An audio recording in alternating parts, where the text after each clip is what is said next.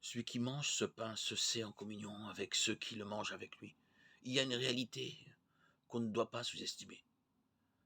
Celui qui communie fortifie ses frères, mais en retour, il est lui-même rendu plus fort par cette participation à la communauté fraternelle.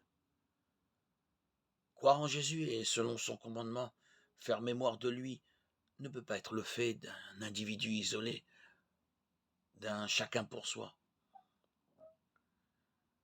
C'est l'affaire de tous ceux qui reçoivent leur vie du Christ. Dans le même chapitre de la première épître aux Corinthiens, Paul demande de ne pas participer à la scène du Seigneur si on en est indigne. Il ne songe pas ici à telle ou telle défaillance, ni à tel ou tel manquement extérieur.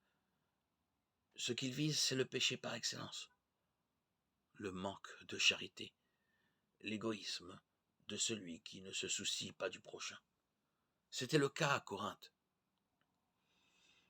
On ne peut, en même temps, manger et boire l'amour de Jésus et vivre pratiquement la négation de cet amour. Celui qui veut célébrer le mémorial du Seigneur pour être uni à lui se sait toujours indigne, en ce sens qu'il reste toujours en deçà de l'amour de Jésus, conscient qu'il ne va jamais jusqu'où Jésus, en mourant, lui demande d'aller. Communier, c'est se convertir, c'est croire au message de salut, confesser passionnément sa foi en Jésus et en sa mission, en dépit de tous les manques d'amour, de toutes les injustices de ce monde, souvent aussi en dépit de soi-même. Marc 1,15.